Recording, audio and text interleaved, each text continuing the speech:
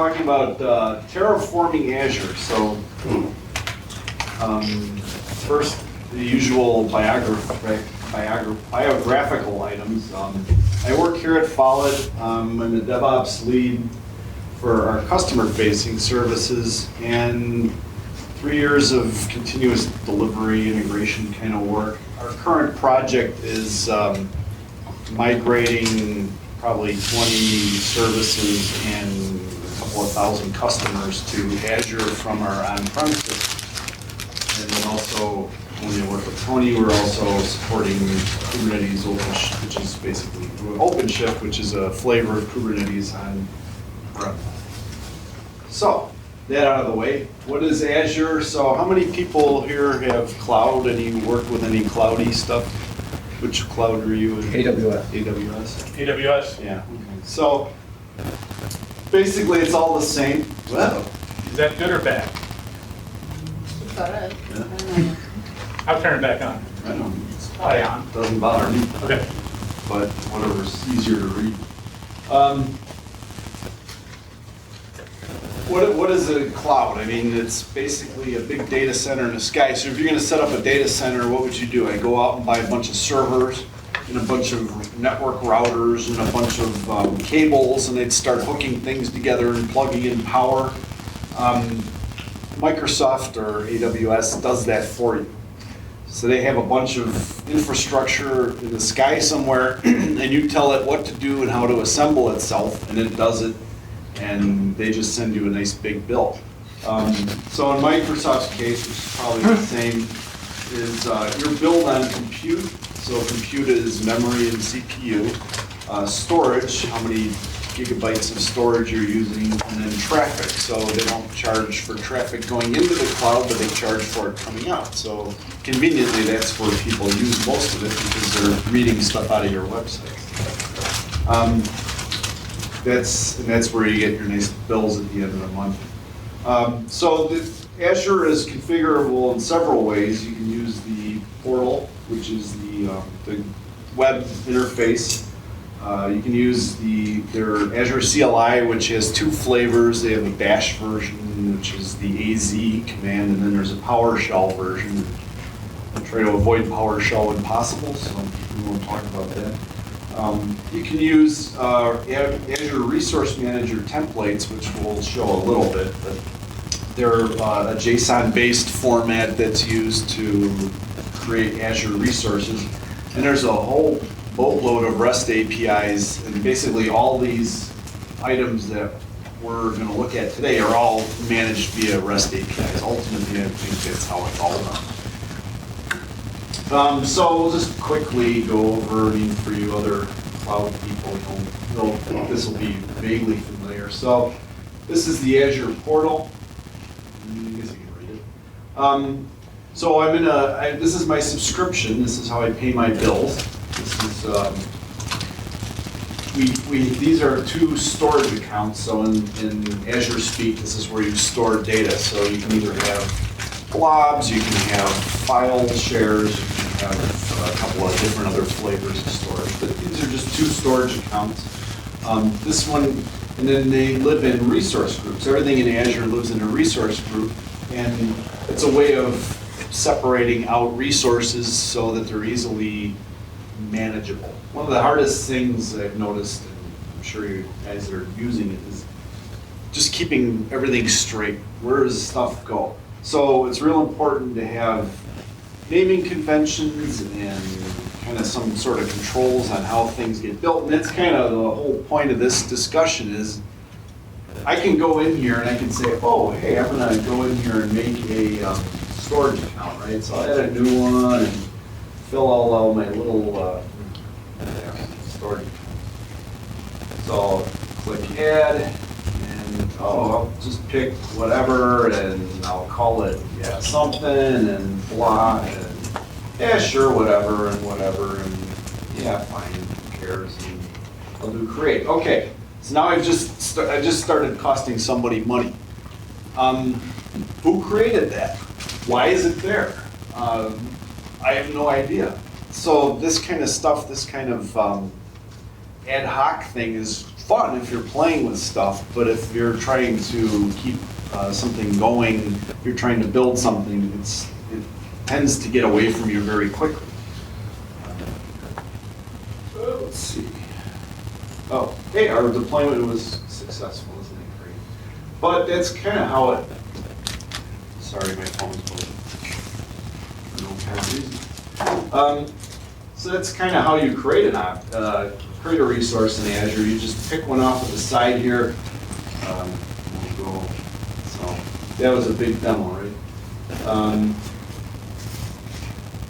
There's a lot of different things you can get out of Azure. So there's basic VMs, storage systems. Then there's things like AI. There's image recognition. There's voice recognition. There's all this stuff, and all you have to do is feed things into an API. They have libraries that talk to it, and you can just pay your money and get your voice recognition, which is kind of cool if you're looking at doing something like a one-off thing, but it costs money. So first thing we're going to look at is ARM templates. So these are JSON-based. They're Azure's proprietary way of building infrastructure.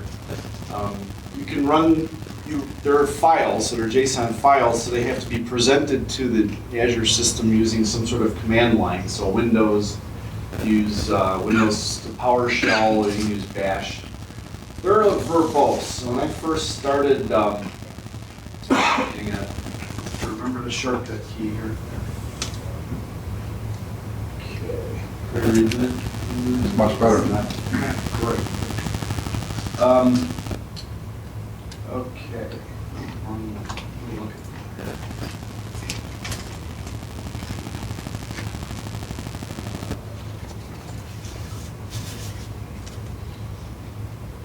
Huh. Yeah, I don't know about this one screen thing. That's something interesting.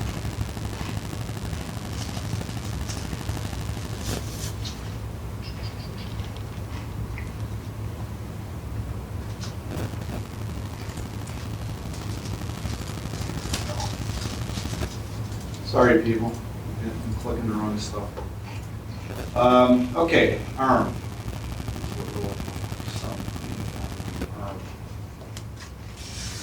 Okay, so here's our ARM. This is what describes a virtual network.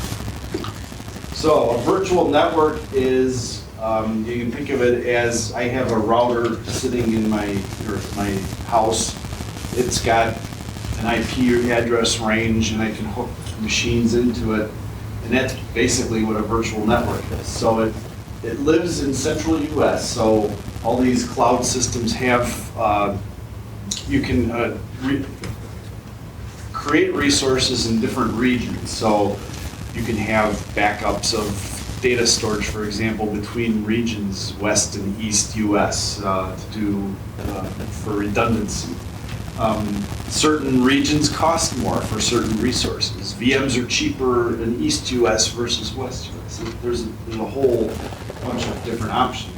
But this one is saying I'm a virtual network, and this is my IP address range. So this is a CIDR, so it's like, I don't know, that's 200,000 IP addresses or something like that.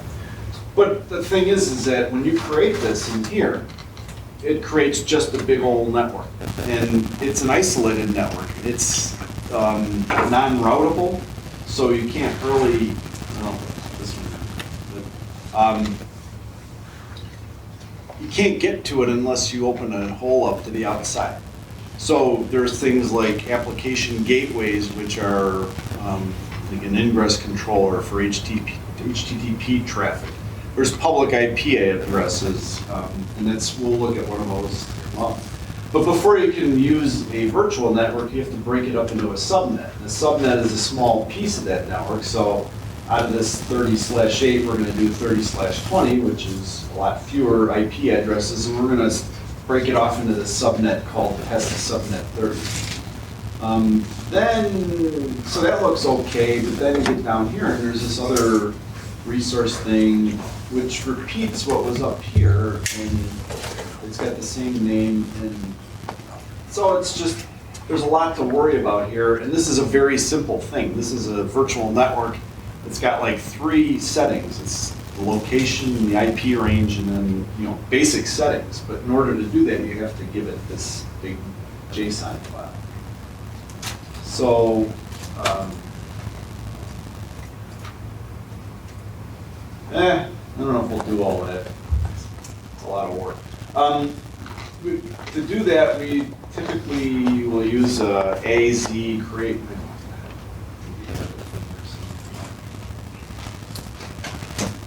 So here's the shell script that actually runs this thing. So we'll do that. We gotta do some housekeeping anyway. So this is just a bash shell that I'm running here. I have the Azure command line interface installed. And I want to create a resource group, which is in one of these containers to store resources. And I want to name it this, the CMARM, and I want it in East US 2. So, okay, great.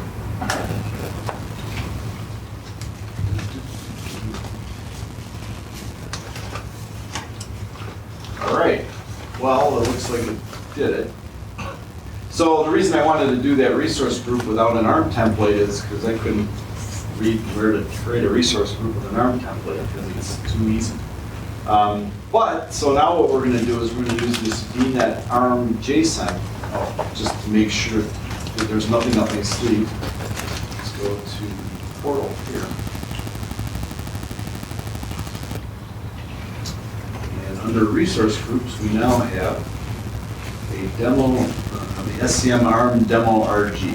Okay, so this is the resource group. Currently, it has nothing in it. There's nothing underneath here, so let's go fix that. So I'm going to, so this is going to create a deployment using, in this resource group, using this template file, and that's the VNet ARM JSON I just showed you. So, that.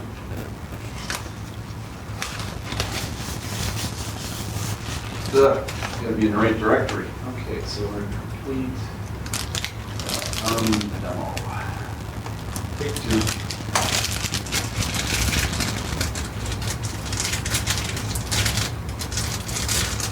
So my worst fear was that the network wouldn't work here because a cloud demo is very short without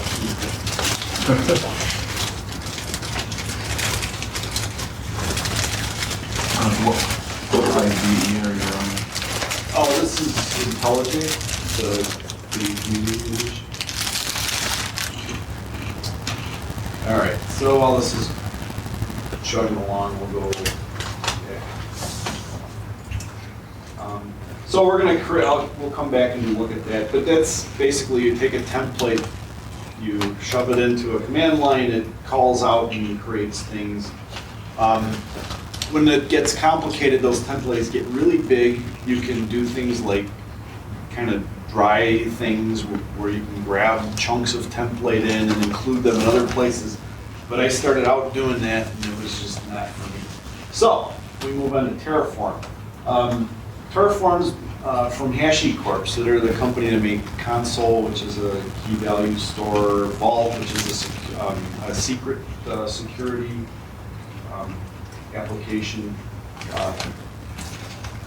It's open source. It's under very active development. They're releasing new cuts at least like once a month. There's commercial support. Microsoft promotes it. They support it for a lot of their services. It's cloud agnostic. So if you learn Terraform for Azure, you can. It's the same principles. Not the same objects, so it's maybe Java versus C++, but it's the same idea.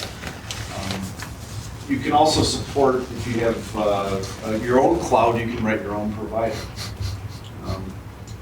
So what's Terraform's kind of market space? Puppet, Chef, Ansible, those are all more of configuration management, so you have something that you have to go out and change and adjust. Ansible does have support for Azure things, so I can go build resource groups and stuff using Ansible, but it's a little clunky. ARM templates, I don't know, there's probably other stuff out there, but Terraform is written in Go, so if you like Go, that's a good thing. It's just basically a big Go executable that's been compiled and it gets distributed. Basic parts are the back end. The back end is what Terraform talks to store its state. State management is job one in Terraform. The provider is what adapts the Terraform system to Azure or to AWS or to Google Cloud or whatever. We'll see those. Oh, here we go. So the backend stores state. So why do I need state? The idea here is that I can create infrastructure and then Terraform knows what I've created and it can look out and see what I've created and decide if I need to add something or change something. So it has to know what the current state is, so it has to store it somewhere. So the default is a file that gets stored locally. The recommended practice is to store it in some sort of cloud storage where it's redundant, where it's secure, where it's probably encrypted, and where the access rights are protected. It also supports locking because the idea here is I can have multiple people working on infrastructure. What happens if I say, okay, I want to build something over here and somebody else is building the same thing at the same time? The locking state prevents that kind of thing from happening. Where does that backend live? Is that if you have an Azure subscription, does it live as a VM on your Azure subscription? Or does it live? The backend's a service that's supplied by the Terraform executable. You describe where it should put the state, and then it just manages the state and stores it there. Okay. But it's part of the provider, actually. The provider says, I want to provide this backend to be able to store state into Azure blobs. Google has one that says, I want to store state in an S3 bucket. And so that's part of their provider, their system. But you're using Azure resources to run the Terraform. To store that state to Right. manage it. But Right. the Terraform runs on in this case, it runs in my local box. Oh, okay. So we'll get into that. Okay. So we'll get into it here because this is also written in Go. We'll look at it, but there's a bunch of executables that get downloaded when you create a Terraform project. One of them is the provider, so in this case it's the Azure ARM provider, yes, an Azure Resource Manager. Its job is to take objects that are described by these HCL code, a tree of objects, and convert those into API calls. And so the API calls are these REST calls that we were talking about at the beginning. Anything with an API can have a provider, so all our different clouds. The Azure AD is the Active Directory interface, which is their identity access control management system. And then I thought, well, you could even do it for Jenkins, right? It's got a REST API. I could create Jenkins objects that would say, hey, here, give me information about a job I'm running or something. But I don't think anybody's done it, but you could. So now we go and get into the lifecycle, refresh, plan, and apply. These are the kind of the three things that Terraform does. So let's, it's going to be better if we just look at it. So we're going to go into this guy here.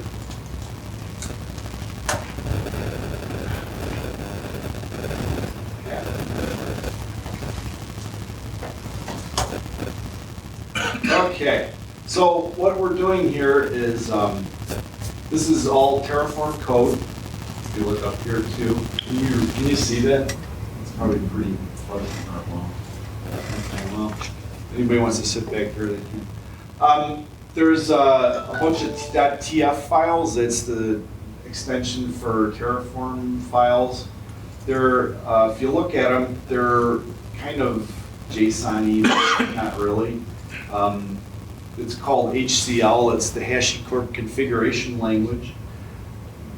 There's support for it in IntelliJ and probably Visual Studio, any other IDE, Vim, you can imagine. They have this one of the slides, but really if you're going to be using this stuff, you want to be using that context-aware IDE because it's nice. You know, it gives you the same features that IDEs do in other areas. The directory here is all the files that Terraform will consider. So you have a directory with a bunch of infrastructure. Terraform reads all those TF files, loads up the objects, parses it, loads up all the values, and then goes out and does a refresh and says, given what I know about the system, let me go get the current state of all the objects that are out that this thing is trying to describe. Let me go out in Azure and look and see what they look like. And it brings that in as a state in the memory. There's two things I can do, two operations I can do. One of them is plan. Oh, so TF. The actual binary name is Terraform, /Terraform, but they type like junk, so I always like to have my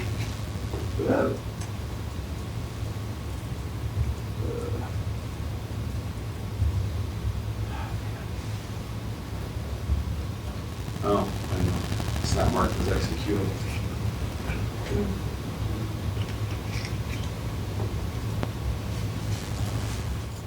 There's a lot of shortcuts there. Okay, yeah, there you go. This is what the options you have with Terraform.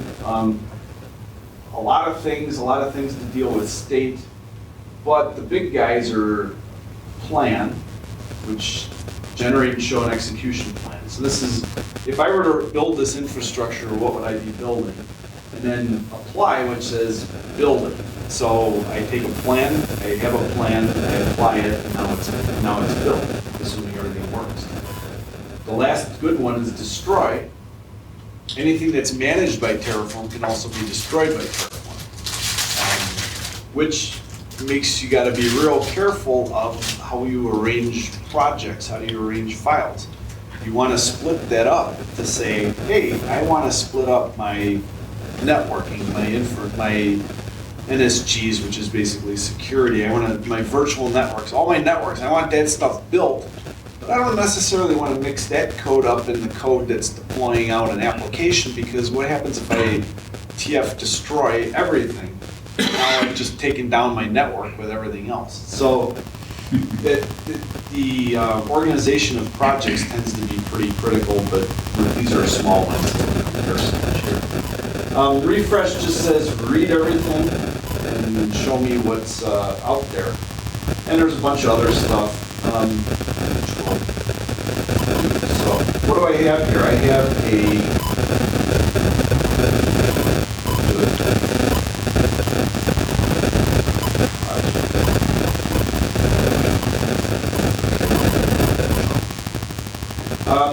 in this thing, what I'm going to do is I have a resource group. So this is one of those resource groups that we created with the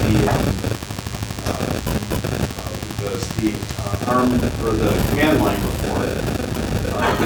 Then I'm going to add a storage account. So the resource group kind of looks like the other one, the name and location. But I add these tags in here. So this says, oh, this is a production thing. This is the application. Tag. This is when I created it, and this is who created it. Interestingly, Azure doesn't record like who created it. It may be available in some objects, but it's not in all, so it's kind of weird. Okay. But it applies these tags, and this is good documentation, because now I can look at an object, a resource in the GUI, and say, oh, this is, I created this last week. I wonder what I did. This is code too, so I can comment if there's something complicated. So if we do a plan,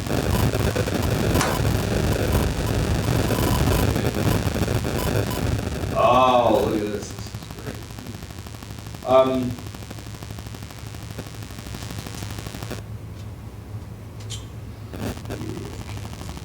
So we'll look in the main.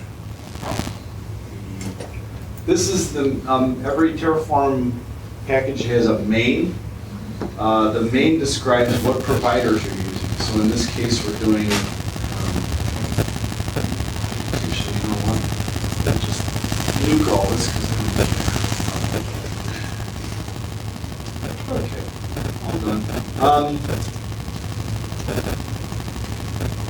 Because because we need to show something else. So this is the provider, this is the version I want. Typically, if you're building production things, you don't want versions to change. You don't want to grab the latest of everything all the time without at least testing it to make sure it works. These are a bunch of other providers that are just declared. The subscription ID is here because in our case, we have several subscriptions in Follett.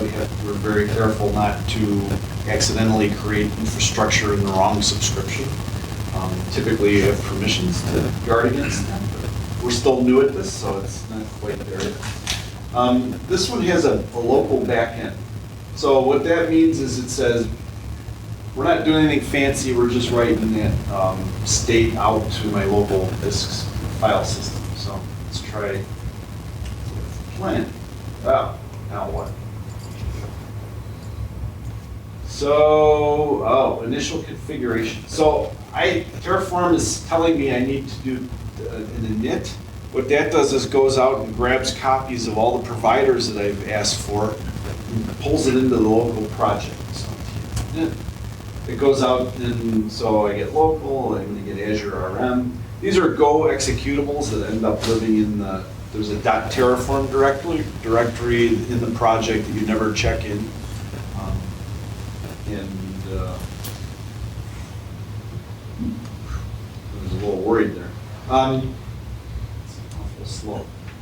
So once these things get downloaded, then the Terraform executable can look at the main, say which providers are installed, and then it makes calls.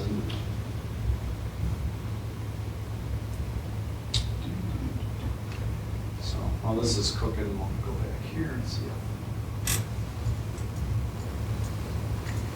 Okay, so during plan, it's going to read the object tree from the source, just like it did for refresh, but then it's going to decide, okay, this is what I want to have out there, and then it uses the information from refresh to diff and say, this is what I need to do to make the Azure infrastructure look like what you're describing in code. The apply says basically the same thing as the plan, except now I'm going to say, I have this list of things I gotta do, so I'm gonna generate API calls to do all that. So by the time that runs, I will have infrastructure that's described by my code.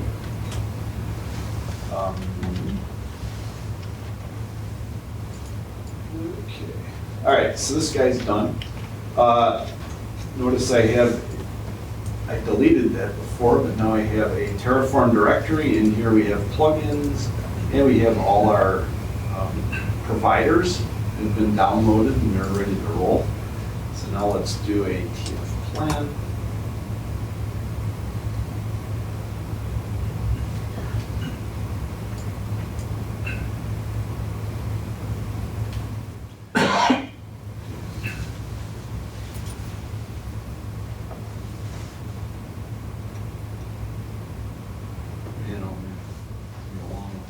Okay, so what's it doing here? It's saying I have several things to create. So down at the bottom there's the summary. It says 3 things to add, 0 to change, 0 to destroy. So what am I adding? Well, I'm adding the resource group. So you saw the code for the resource group. I'm going to add that. Then it says I'm going to add the storage account called demo state. So this is the code name of demo state. The actual name here is going to be this. You have to be careful. An Azure storage account can't have dashes in them. They're DNS names, so they have to be globally unique, blah, blah, blah. So there's things that, but I want this name something easy that I can remember. So the name isn't necessarily what it looks like out in the cloud. Here's all these different things. There's defaults. There's all kinds of stuff. Then it's going to create a storage container. Oh, so what this is in the later slides, we're going to persist our state to the cloud. This project here is going to create the storage account and provision that storage container, so I can go back later and use it to put stuff out there. So if we do TF apply, So what I'm going to do first is I'm going to limit the thing that we're going to build to the resource group only, just to show that we can do this. So I don't have to build everything. I can build up to a point. Typically, it's the resource type, so a resource group followed by the name of it. So target equals this, and apply says create this infrastructure.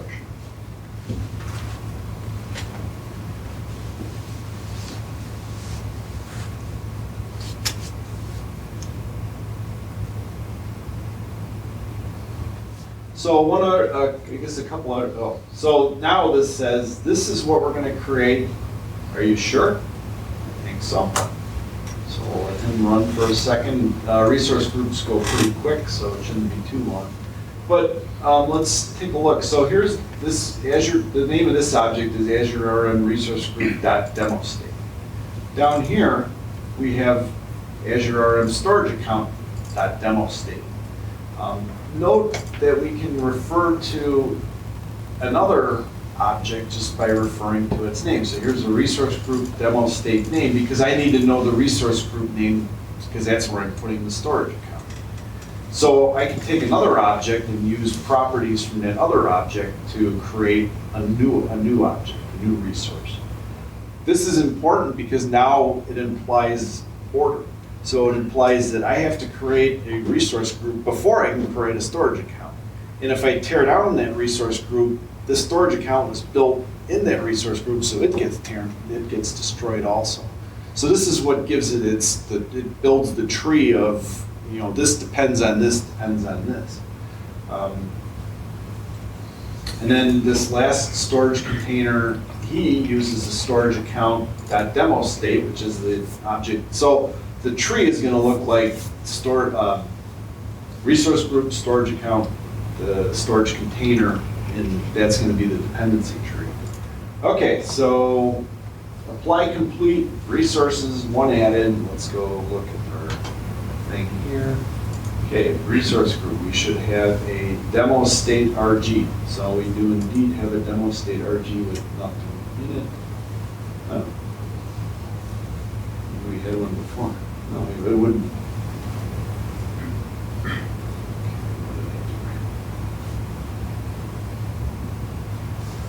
All right, demo gods. Demo state RG. Interesting. Oh, yeah. So I guess this points out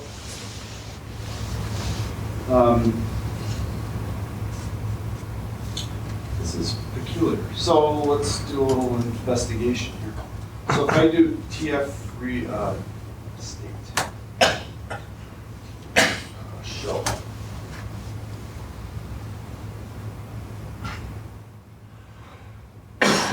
Oh, I untyped. That's a problem. So show says, what do I have out there? This is the state I know about. So right now, all I know about is that I have a resource group, which this is the Azure ID. So this is a globally unique URL that describes this piece of infrastructure. This is how Azure describes it. If we go here and we look up here, you can see subscriptions, blah, resource group, demo state RG. This is the resource. I'm in the overview pane, but it's a kind of a good way of relating the GUI, the window version and the browser version to the ID that's on, to the ID that Azure understands. So here's a storage account. It's in this resource group, so my guess is I never actually deleted it. Well, that was one of the three things we're going to create, right? I know. So the thing is it didn't, remember I deleted all the state? So it didn't know it already created the state. That's probably what happened is I deleted those files and said, okay, I don't know about anything, I'm going to create it all. It looks like when it goes to create a resource group that already exists, it was cool with that. But I think if we try, let's see what happens now. Let's do a plan here and see what it says to do. And this can happen quite a bit. I was going to save this till later, but maybe this would be an informative thing. So sometimes, for example, there was an app gateway that somebody had made using the GUI with a lot of crazy rules. The problem with all this stuff is that if you go and just edit things on the fly, you have no idea what. And anybody can go in there that's got rights and change things, and you don't know why. And there's some history, but not a lot. So having it in code is a good way of preserving that. So what I can do is I can go back and kind of backfill my object to make it look like what's out in Azure. And then when I get to the point where if I do a plan and it says you're good, then I have a description of that object. I could delete that object in the GUI and come back and create it, and it would be perfectly the same. All right, so this is saying adding 2 items along with this storage container. So let's see what happens when I apply this. I guess it's boom, because there's one that already exists. Let's say change the name.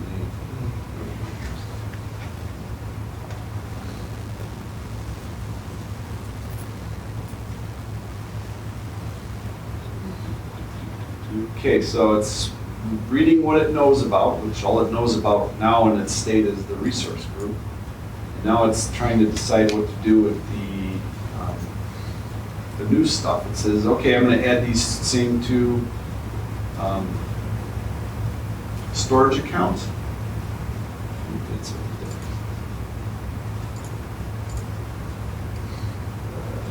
see, resource groups. Demo state. CMC demo state stow, that's us. Let's see what happens. Okay, sure, I want to create this. So now it says, I know what I got to do. I showed you what I'm going to do. I go out, I use a bunch of Go code to convert this all into API calls into Azure. And now it says I'm going to start creating, and then boom, container already exists.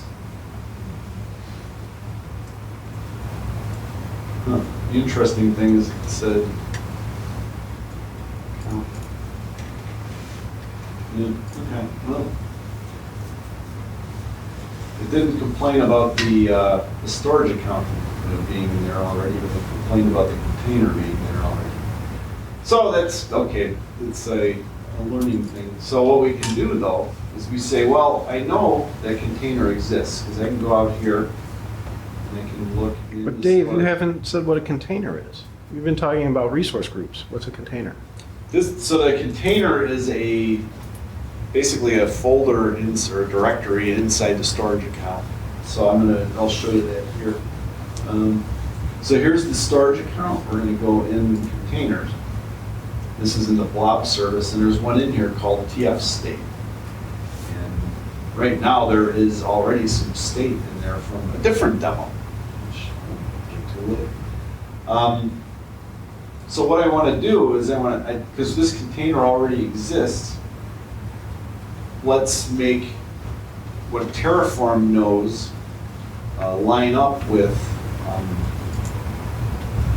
let's see if we can do this. Containers list. So let's make Terraform know what it's.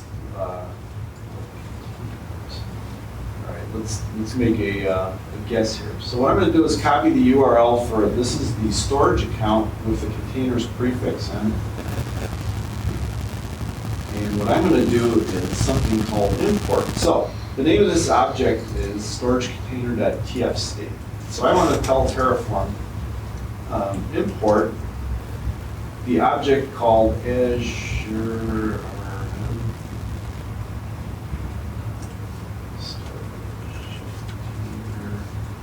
.tfstate, and I want to say that object is the thing that it lives here.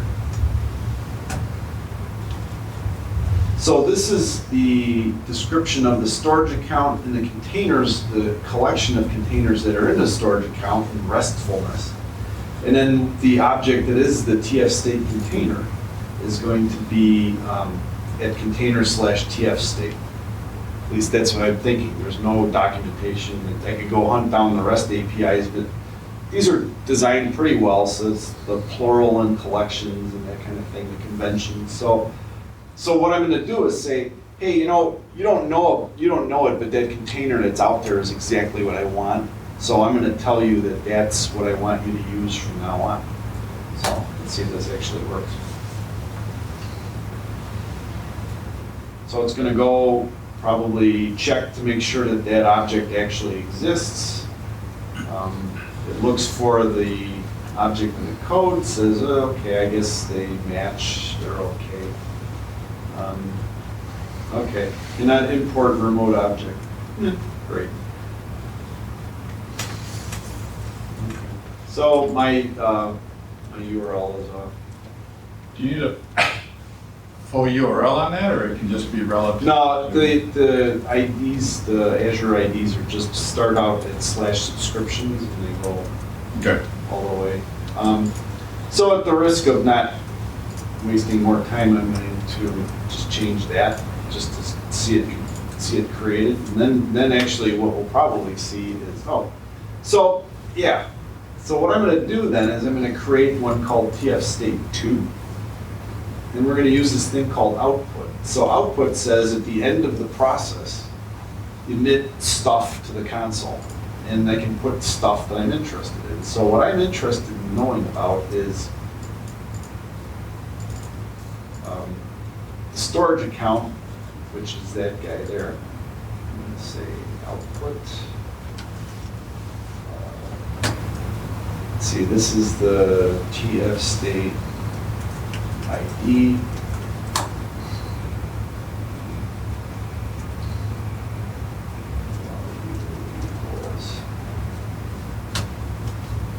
So I am going to emit the value of the storage container TF state 2, which is the one we're going to create, .id. Now notice this is red. So this is saying, hey, tell me you don't have a storage container named TF state 2. Well, no, I don't yet. I do now. And now I do. It doesn't, not red anymore, so the IDE thinks I got it right. So we'll see what happens. Okay, so let's do an apply. So this is going to create a new container called TF state 2.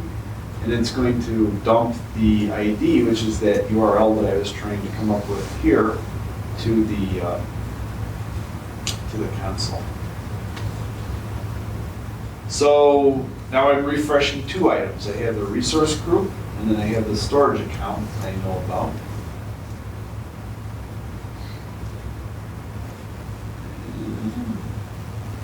Okay, and one thing to add, here's a storage container called TF state 2.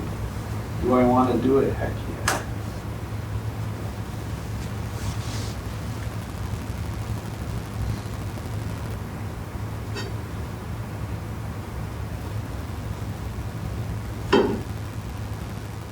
All right, so what does my output say? So the output is a whole gobba of stuff that shows me all this information about my storage account, because I said I want to see the entire storage account.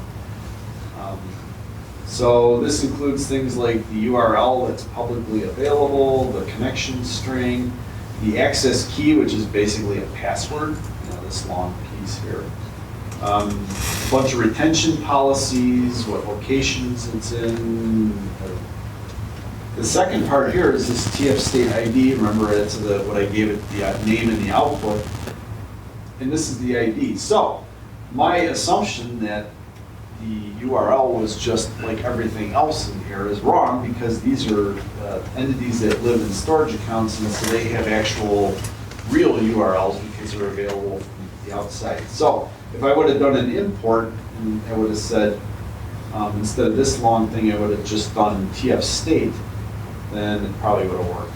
But storage containers are weird. Most of the other objects that I've messed with do that. So as far as this first thing now, we have a refresh. So now we have a TF state 2. This is the one that just got created. Great. There's nothing in it, which I didn't put anything in it, so that's fine. We have TF state 1, which has got stuff left over from before, from me before. So I guess that kind of just demonstrates the idea. You go through, you plan things, things get built, and you plan some more, and more things get built, and then you can, so the other thing we should do is look at what happens when you change things. So you notice that, well, actually, you know what, let's do in for a penny, in for a pound. Let's look at let's make a resource called TF state, because I know now what the URL is for that. So now I can connect that to my state here. Because I want to be able to manage that. Someday when I destroy this thing, I want to be able to say, TF destroy everything, and it'll all just go away. Not right now, this container will probably get left, well, the storage account underneath it will get deleted. So here's I added a new object. So one of the things that, as far as changes, if I add an object, it says you are to be added. Let's do an experiment here. We might not do it, but.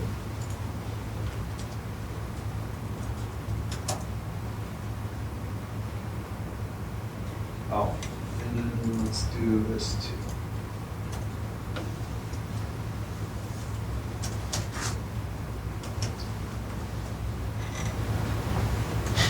And we'll change this to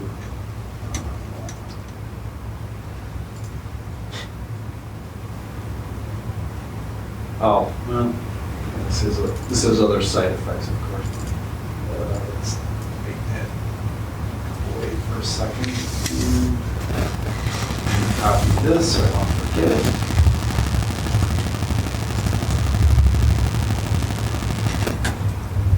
Okay. So let's try planning again. Good.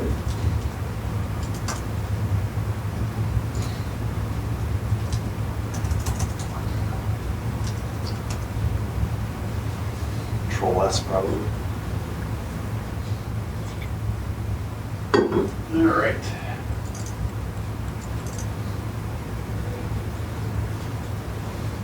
So what did I do? I commented out TF state 2. I added TF state 1. So what's my plan? And I changed a couple of things in the resource groups. So what's it going to tell me it wants to do? Where's that URL?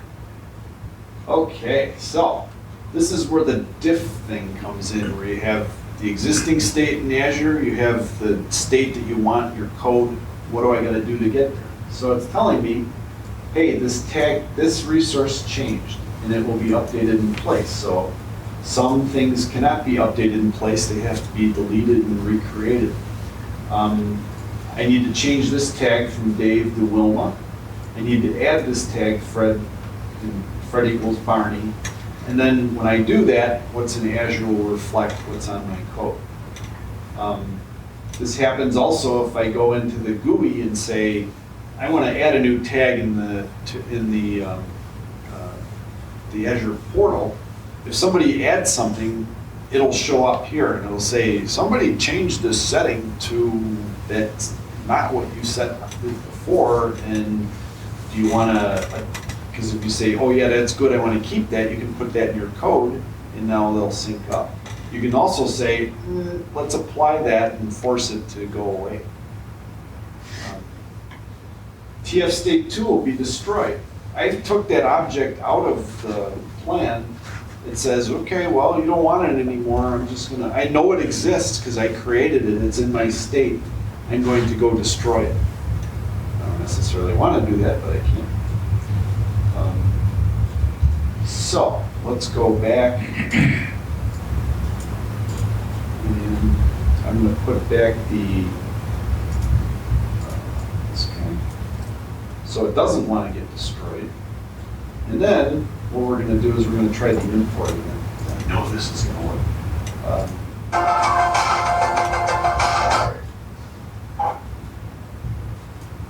Okay, so we're going to do an import.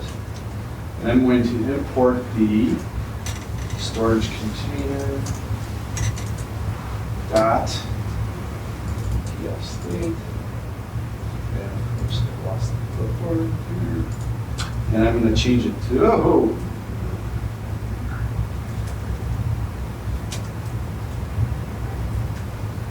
okay. So I'm going to say, I want to line up the TF state object with the TF state that was already there, the container that was already there. Let's see if it likes that. So if this works, then if TF state matches what's out there, it'll just say, cool, it's good. If it doesn't work, if there's something different, now it'll say, well, this, okay, so here we go. It looks like import complete. So now the state that I'm tracking is now tracking the old TF state object. So now if I do a plan,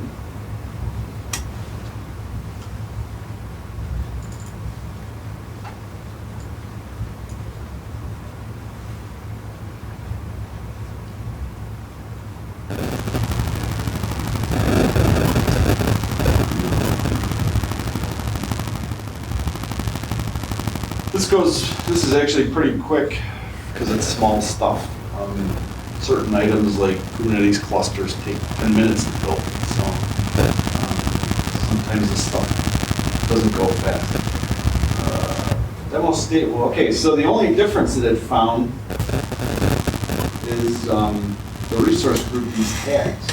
Because the TF state, we built TF state 2 with the code. I imported TF state. So now that's happy. So the only thing left is to do apply and add those new tags.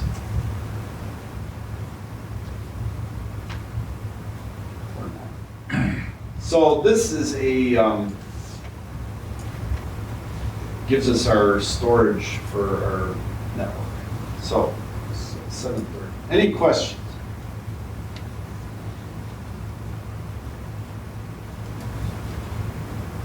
So once you get this built, you could just as easily point it at a different service. Yeah, well, not at, I could point it at Azure. I could point, because these are Azure objects. And because every cloud system has their own thing. So Azure has virtual machines, AWS has what, VPCs or something? I don't even know. What's an Azure VM? S3. S3 has buckets, Azure has storage accounts, so everything's different. But I could easily take this and point it at and we've done this.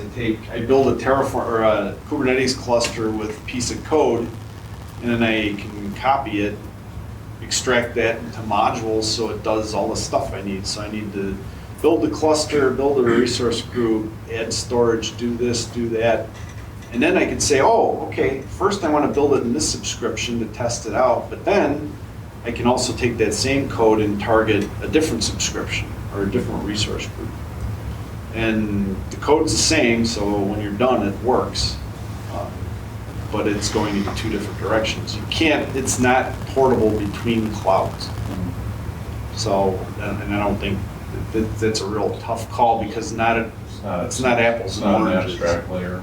Yeah, no, and I think that's good because it's usually more trouble than it's worth. But the code, all the way you do things is all portable. It's just a different set of objects. Okay, so now I've done this. Now if I go to So Dave, you used the word cluster more than once. What do you mean by cluster? cluster. You just said Kubernetes cluster. What is Yeah, that? that's Kubernetes, the Docker or the container orchestration system. So, Probably a collection of identical containers. no, so in Azure, you can say, I want a Kubernetes cluster. It'll say, how many machines do you want? it'll say, how big do you want them? How much do you want to spend every month? And then it'll take 10 minutes and it'll build a whole master infrastructure, which you don't get charged for.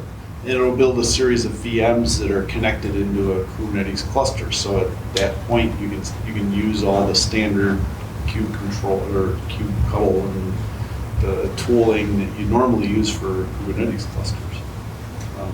Well, right, that was the question. It's a collection of virtual machines. It is essentially, but it's also got a master piece to it that Azure supplies in this case. So they say, we'll give you the master for free, you just buy the nodes. You just pay for the nodes. So all the API server, all the infrastructure that goes along with it, they kind of handle that. You just handle the nodes, but you don't have to handle them.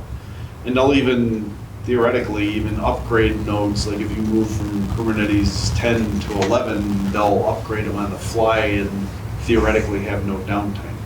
We have not tested that, but that's in theory. But there's other, there's other things you can do. I can say, you look at it, create a resource. Okay, so I can do Kafka. I can build a whole Kafka cluster. I can build a Hadoop cluster. I can, and if you have a product, you can offer it here by just having a package of some. How do you build VMs? How do you take them and combine them? How does it plug into networking? And you can offer that for sale, and they'll sell it on Azure. So it's kind of like the App Store. You're putting something out there for other people to deploy in their subscription. There's also cloud services that are third party, like we use MongoDB from MongoDB, not Azure's version of MongoDB. But that's all provisioned through the cloud. And we just talk to their servers through. So there's a bunch of stuff you can do. I thought I'd show you the Terraform. Let's see. So here's the. This is the documentation for a Terraform object. So here's the documentation for a virtual machine. So example usage, they give you a little piece of code. So they're starting from scratch, right? You got a resource group, you put in virtual network, you put a subnet, you add a network interface, you add a virtual machine of this size, and it goes back into, in this resource group, in this location, using this network interface. I want an Ubuntu server of this version, I want disk storage here. The OS profile determines how do I log in. So you can either use a password system here, you can use SSH keys, and then what tags do you want. So the doc is pretty good. These are all the different Terraform. So this is all under the Azure ARM provider, right? So this is all Azure stuff. There's gobs of other providers. So there's the Google Cloud and the AWS and whatever else, what other providers there are. There's a lot of documentation, a lot of support for things. So database resources, I can basically create a MariaDB server just by doing this. Now you pay for it. You can do stuff with it. What else we got?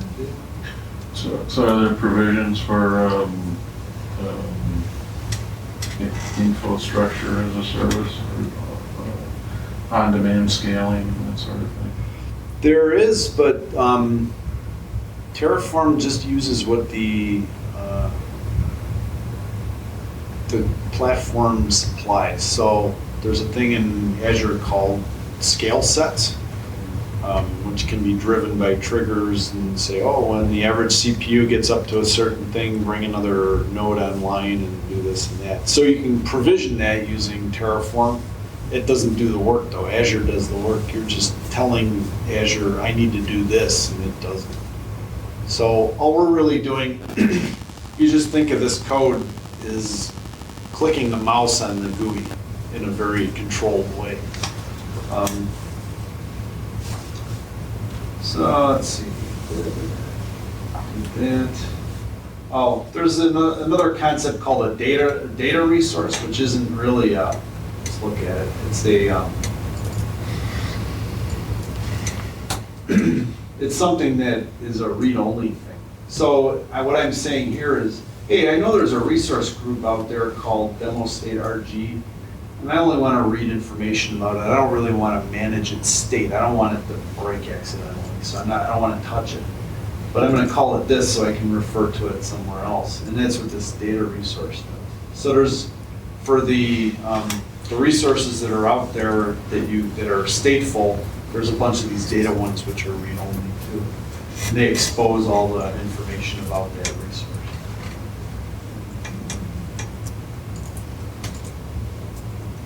Let's see. So modules is, and we'll get to that, there's a lot there. But modules is a way of doing don't repeat yourself kind of stuff where you can combine, well, kind of like that screen you saw with the documentation where you can take the resource group, all the networking and everything and put it into one blob, and now I can repeat that everywhere. And so that's a way of moving code, using code to building it once, testing it once, and then deploying it in multiple places. So we did that. So this is just, installing Terraform is basically a binary. So it's one executable, there's no installer, no RPM package. You just download it and unzip it and put it on the path and it's done. Use an IDE. Kind of did that. Now, we can go back to that. Terraform is documentation. So that's, the whole point of this thing is to be able to lock down infrastructure and know when something's changed in it and be able to change it in a controlled way. So it's infrastructure as code. And that's huge. And so this Terraform as documentation is also important because if you write a module out that does this and this and this, my guess is you'll probably comment it because we need to do this here because of this, and oh, this didn't work, so I got to use this. And that becomes very valuable later when you go back and look and say, why did I need to set this network setting like that? Oh, okay. And then I can also run the plan and say, somebody went in there and turned off that network setting. That might explain why it's not working anymore. So I'm finding it very useful for even just tracking changes that are made. With Azure and any of these cloud things, you can put in controls and say, only these people can do it. And if it does this, then there's some email that gets sent or whatever. But this is a good first step. There's also a public registry of Terraform stuff, different modules that are available. So a bunch of providers. There's HashiCorp sells verified ones, so they're it's a pay thing, but like a database. It's all kinds of different MySQLs and whatever. So this is all Azure. There's AWS versions of a lot of this. That's nice. We don't use too much of that. Resources. That's kind of it. Now, as far as other resources, this book is pretty. Look at this, an actual paper book. It's cool. Brand hot off the presses, second edition, so it's pretty good. So infrastructure as code. So the dream is I say, I need a new subnet because I want to build a new AKS cluster. It's a Kubernetes cluster. And so I need a subnet. And so I put that in my code and I commit it. And somebody reviews it with a pull request. and they diff it, and they say, oh, yeah, okay, you added this. And ideally, it's just using modules that have been already tested, so you're just kind of aggregating these big things and saying, I want to build this, and somebody looks at it and goes, yeah, it's cool, and they approve it. So it gets merged in the master, and then something magical runs it in Terraform and then pushes it out to your infrastructure, and now you have stuff. So I got this kind of working, but it ended up breaking. But this is Azure DevOps, so this is Microsoft's eating the world of Jenkins and Jira and everything, because they have boards where you can do work items and sprints and whatever, and repositories, so it's GitHub, and pipelines, so it's Jenkins, and test plans and artifacts, so it's Nexus or Artifactory or whatever. So this is their all-consuming DevOps kind of product. But in here, so this is a pipeline that will take Terraform code and then deploy it. The first step is we say, okay, grab, the first step is there's a Git repository that's associated with this. It triggers on the change to the master branch. It copies the directory I had the demo in to some staging directory, and then it builds an artifact, which is essentially just a zip file, and shoves it off into an artifact storage area. So that's a build, and it gives us an artifact, and now we have to do a release to actually take that artifact and move it out someplace. So here's a release. It starts with the artifact that gets built. It's got a trigger that says continuous deployment, so anybody merges anything to master, this thing fires off and starts doing stuff. Then we have 5 tasks, so in this case it does them okay, but here it's creating a bunch of resource groups, and all this is commented out because we had the resource groups already.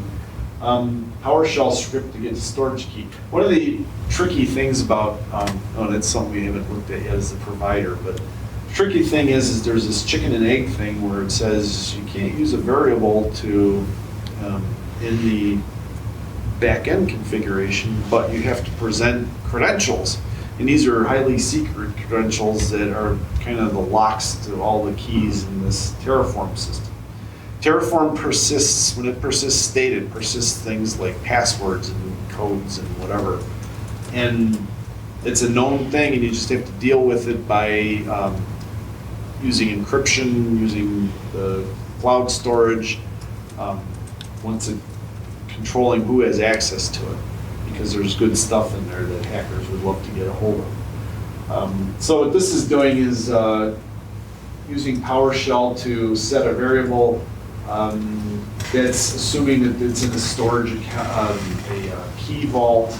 But here I just kind of set the variable here in clear text because I don't care. Then it installs Terraform 1.2.3, which is actually the newest one, is 12.10, so I don't know why they don't have a new one out there. And then this just does a init, which says go into this subdirectory and run Terraform init, which is kind of like what we did the first time, where it downloads all the providers and prepares it for the state for operation.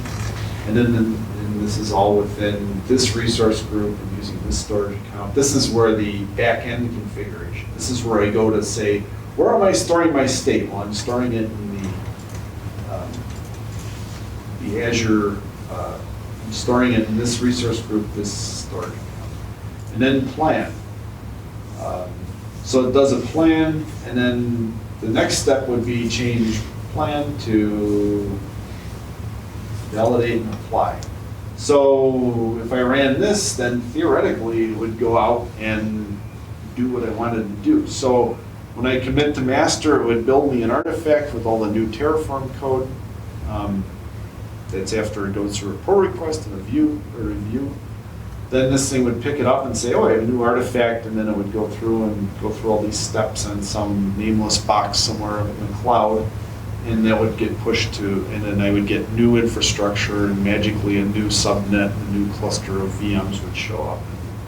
And everything's peachy. So this is the dream. It's not quite working, but and that's kind of where we're heading, is because manually doing things is just inherently dangerous. You want it controlled and restricted who can do it and how.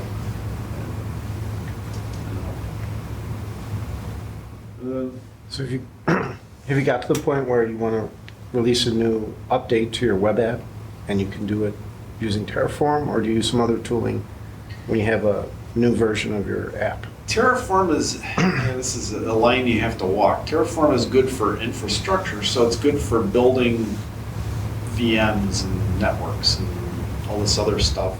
It can build these other things. It can actually, there's a Kubernetes provider, so you can say, here, go talk to this Kubernetes cluster and add this namespace and add, so we use that to install the Nginx ingress controller into our Kubernetes cluster. So we're actually using the Terraform Kubernetes provider to do that. But there's other stuff like running scripts that harden the Kubernetes nodes once they're, so they pass some of the security checks that we run. That uses plain old shell scripts, and there's a way of doing it with Terraform, but it's not quite there yet. What I'd really love if there was some sort of like an Ansible provider, so I could just say, hey, run these Ansible scripts, which you could do with a shell, but Ansible is a little tricky because there's all this Python involved. They can get weird. Especially in a deploy box like this that you don't have any control over. So you can do that, but Ansible only requires Python locals. Yeah. I thought the whole point of Ansible was it could control any machine that understood SSH. Kind of. Try that once on a machine that doesn't have Python. Like if your master has Python, but then the one you're trying to provision, it's got to have some sort of Python installed. And sometimes even libraries. But if you're just telling something through Ansible to go out and update this package, you shouldn't need any Python on a remote machine to do that. It shoots a big ball of Python over there, and it runs it. Well, I mean, that's how Ansible required, works. Yeah, well, that's how they talk it, but really, it shoots a big ball of Python over there and runs it. So sometimes I've run into issues where if the right libraries aren't installed on the target machine, it doesn't work. Don't get me wrong, we use it all the time, but it's got, it's a little different. Any more questions? Yeah, so the TF files, those you'll put in source control and everyone on your team will pull them down when they make changes to them? Everybody in the team that's approved to see them, yeah. Okay. Yeah, I mean, this is another thing that we're trying to work out is what's the workflow like? So does the entire team, so this is a good thing, does the entire team, can they see it, but they can't actually write to it? Can they make pull requests? They can say, oh, I noticed that this load balancer doesn't have this setting installed, and I think we should do that, and make a pull request. And then whoever's in charge of the infrastructure has to approve the pull request and say, oh, yeah, you're right, we missed that, so we're going to add that. So that seems like a reasonable thing to have. You want to empower your teams to be able to do things. You also don't want to empower them to be able to break things. So that's why the recommendations is to segment your projects into different chunks. So big infrastructure is over here and it's completely isolated so nobody can get to it. And then application level stuff is here, and that's that the application team has power over that. So if it needs any additional infrastructure, then they can provision that directly. So that's kind of the idea, is keep everything separate. You definitely don't want everything in one huge Terraform project, because then it gets really complicated. And I've read a lot of things, horror stories about she was running it at night or something, just trying to finish it off and hit destroy, but destroyed the wrong thing, and it took down production basically. So, you know, there's some thought that has to go into how this stuff is laid out. Is there a way to back up the storage area where the state information is stored? Yeah, I mean, you can, Because you said it was stored in a resource, and you can destroy any resource. I thought I read somewhere that S3 buckets can do like version, they can do, some of this stuff can do versioning.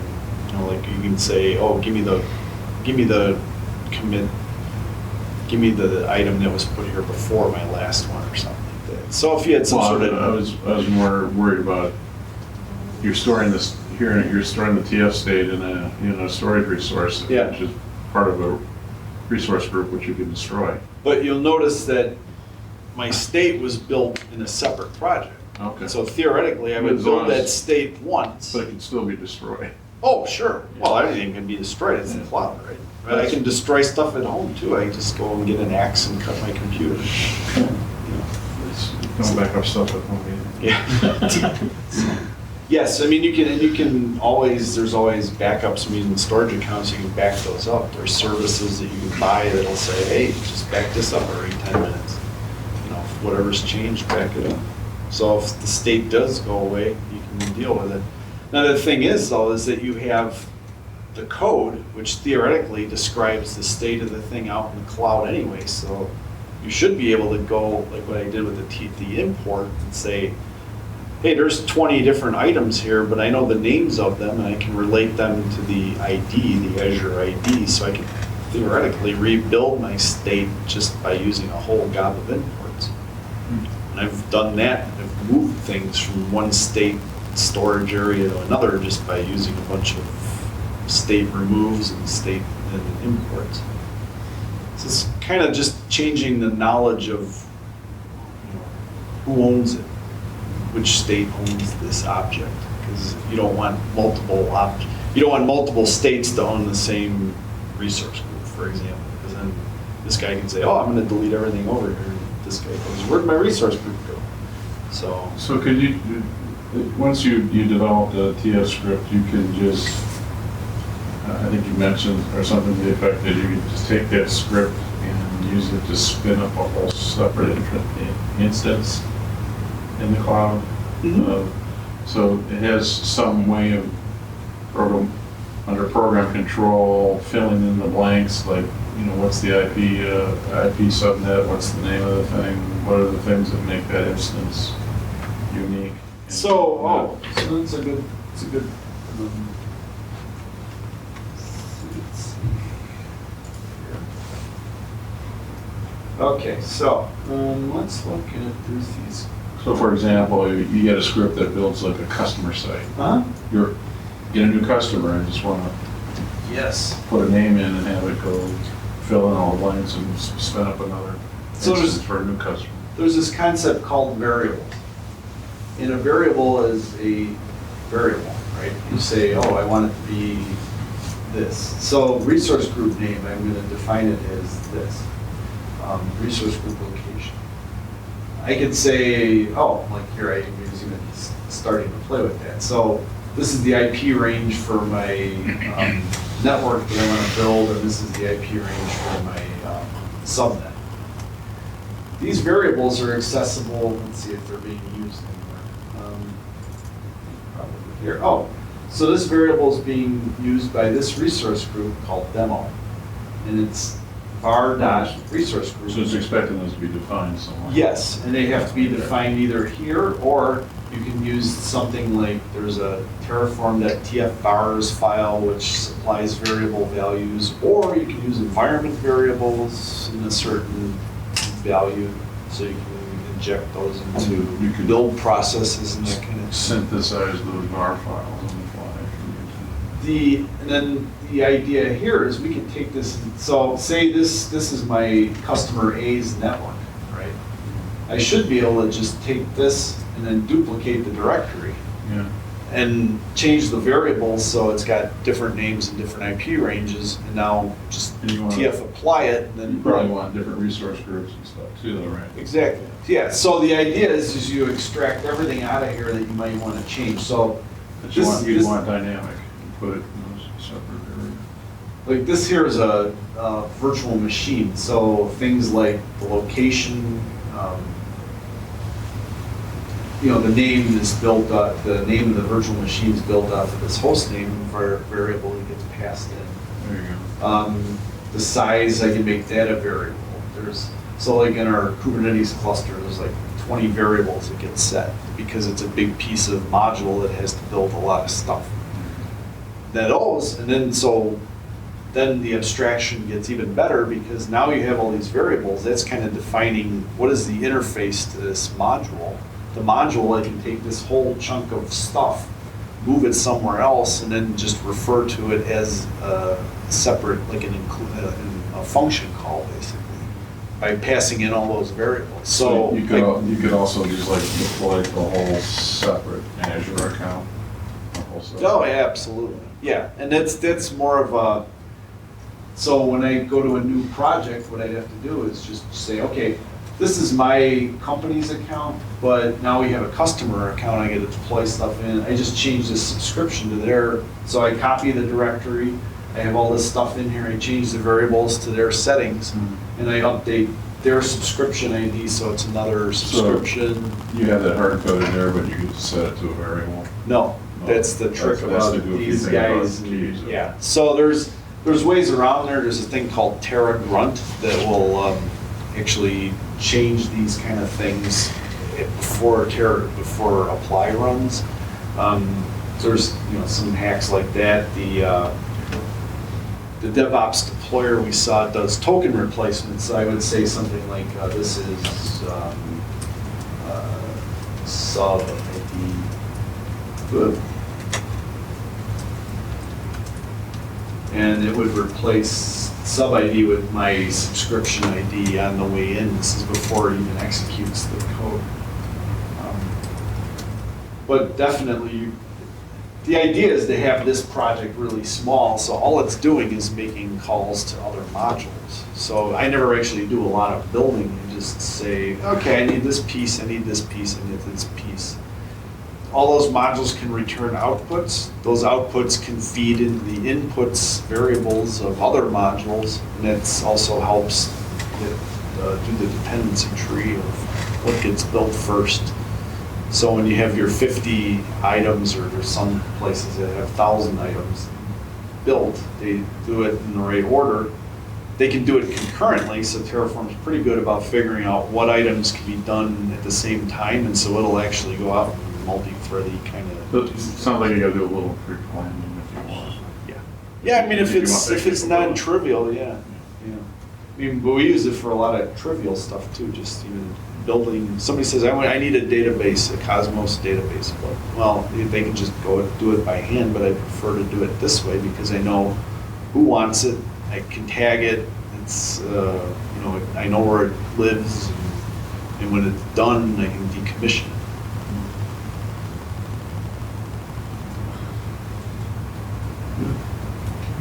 Any other questions? I guess that's it. All right, thanks, Dave. Yeah, nice job.